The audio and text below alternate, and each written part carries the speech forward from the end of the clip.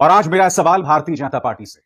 आज दिल्ली के अंदर पार्टी की राष्ट्रीय कार्यकारिणी हुई। मेरा सीधा सवाल कि चीन के मुद्दे पर भारतीय जनता पार्टी खामोश क्यों है? दोस्तों, क्योंकि आज चीन के सरकारी मीडिया ने दो बहुत ही शॉकिंग तस्वीरें जारी की है। वो दोनों ही शॉकिंग तस्वीरें हमारे सैनिकों के बारे में है। दोस्तों, मैं वो तस्वीरें आपको नहीं दिखला सकता क्योंकि नंबर एक, ये तस्वीरें चीन के सरकारी मीडिया ने जारी की है। नंबर दो, मैं कोई भी ऐसी तस्वीर नहीं दिखाना चाहता हूं जिससे मेरे भारतीय सैनिकों की तौहीन हो, बेइज्जती हो।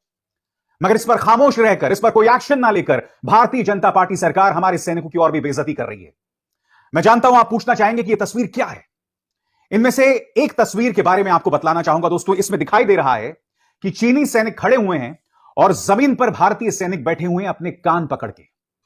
कुछ दिनों पहले दोस्तों, आपको याद होगा, सोशल मीडिया पर एक और तस्वीर सामने उभर कर आई थी जिसमें बुरी तरह से घायल भारतीय सैनिक जा रहे थे, आसपास उनके चीनी सैनिक हथियारों से लैस चल रहे थे।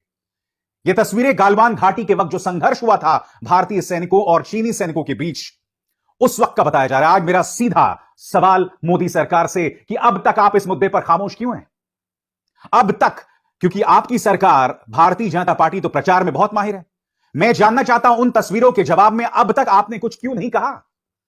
मैं जानना चाहता हूं कि हमने किस तरह से चीनी सैनिकों की नाक जमीन में रगड़ी थी, उसके प्रमाण आप इस देश को क्यों नहीं दे रहे हैं? अब तक प्रधानमंत्री नरेंद्र मोदी के मुंह से चीन शब्द तक नहीं निकला, मगर विपक्ष इन मुद्दों को उठा रही है।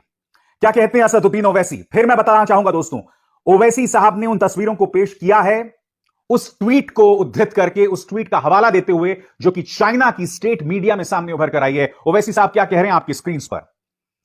अगर ये तस्वीरें सही हैं प्रधानमंत्री, तो आपको कई मुद्दों का जवाब देना पड़ेगा, कई सवालों का जवाब देना पड़ेगा। लद्दाख में हमारे सैनिकों की शहादत की इज्जत करने की बजाय प्रधानमंत्री मोदी यह कह रहे हैं कि चीन का कोई भी सैनिक भारतीय जमीन में नहीं घुसा। उनकी जो सारी अदा, सारी तड़ी है, वो सिर्फ घरेलू लोगों के लिए, यानी कि भारतीय जनता के लिए है। चीन ने हमारी जिस जमीन पर कब्जा किया है उस पर काबू पाना तो बहुत दूर की बात है। अब तक मोदी ने चीन का नाम तक नहीं लिया। मोदी एक कमजोर प्रधानमंत्री है, यह असदुद्दीन ओवैसी कह रहे हैं।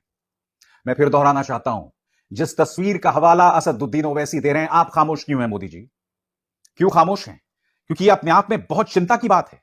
और सबसे शॉकिंग बात, सेना के रिटायर्ड अफसर कर्नल विनायक भट्ट ने इंडिया टुडे में लिखे गए इस आर्टिकल में दावा किया है, इस मैप के जरिए, इस मानचित्र के जरिए, कि चीन कैलाश मानसरोवर जो हमारा तीर्थ स्थल है उसकी गरिमा को आहत कर रहा है।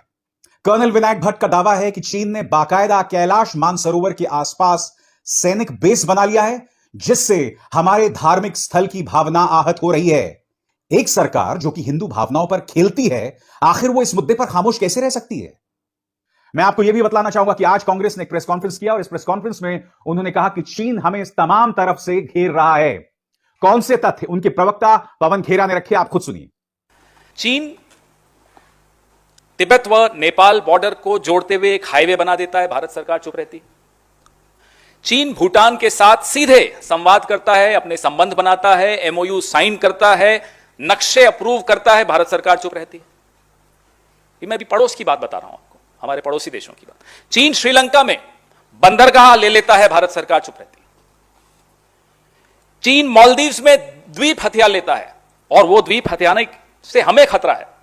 सीधे सीधे भारत के विपरीत जाती है यह बात, लेकिन भारत सरकार चुप है। चीन पाकिस्तान के ग्वादर पोर्ट को हथिया लेता है, भारत सरकार चुप है। चीन पाकिस्तान के अलावा मालदीव्स, भूटान, नेपाल, श्रीलंका, इन सब में सक्रिय हो जाता है, हमारे सामरिक हितों के खिलाफ सक्रिय हो रहा है, भारत सरकार चुप है। और जब भारत सरकार बोलती है तो क्लीन चिट दे देती है। यह हुई पड़ोसी मुल्कों की बात।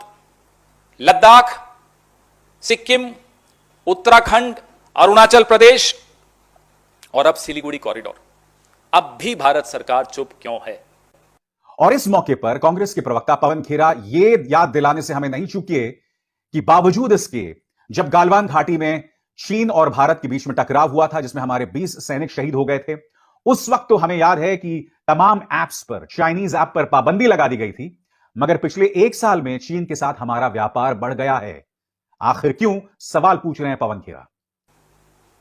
व्यापार फिर से पटड़ी पर आ गया है चीन के साथ। 67% बढ़ गया है 6 महीने में। ऐप जिनको बैन करके बड़ी पीठ ठोकी गई थी एक दूसरे की, सब मंत्रियों ने प्रधानमंत्री की पीठ थपथपाई कि साहब ऐप बैन कर दी।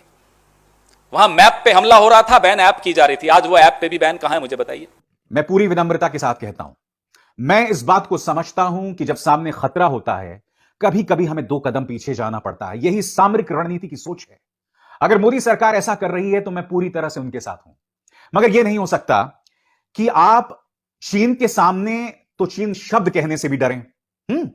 चीन अपने प्रोपेगेंडा वॉर्स के जरिए, अपने साइ वॉर्स के जरिए लगातार यह जतलाता रहे कि हमने भारतीय सेना की नाक रगड़ दी, मगर आप पूरी तरह से खामोश रहे, यानी कि बीजेपी सरकार पूरी तरह से खामोश रहे। दूसरी तरफ घर के अंदर आप अपने पत्रकारों के ऊपर आतंकवाद से जुड़ी जो धाराएं हैं वो लगाएं। एक्टिविस्ट को आप पिछले 1 साल से जेल में बंद करे हुए हैं, यानी कि जो पूरा आपका 36 इंच का सीना है और जो सारी धौंस है वो आप सिर्फ अपने देश की जनता पर दिखाएंगे। दूसरी तरफ चीन लगातार इस तरह का प्रोपेगेंडा कर रहा है जिसमें वो बतला रहा है कि उसने हमारी सेना की नाक रगड़ी। आप उस पर पूरी तरह से खामोश है, क्योंकि मैं जानता हूं कि आपका पालतू मीडिया सवाल नहीं पूछेगा। मैं ये भी जानता हूं कि आपका पालतू मीडिया उल्टा यह जरूर कहेगा कि अगर सीमा पर भारत को सेटबैक हो रहा है, झटका लग रहा है, तो इसकी जिम्मेदारी सेना के ऊपर है, सरकार के ऊपर नहीं है। याद है आपको आज तक की वो एंकरा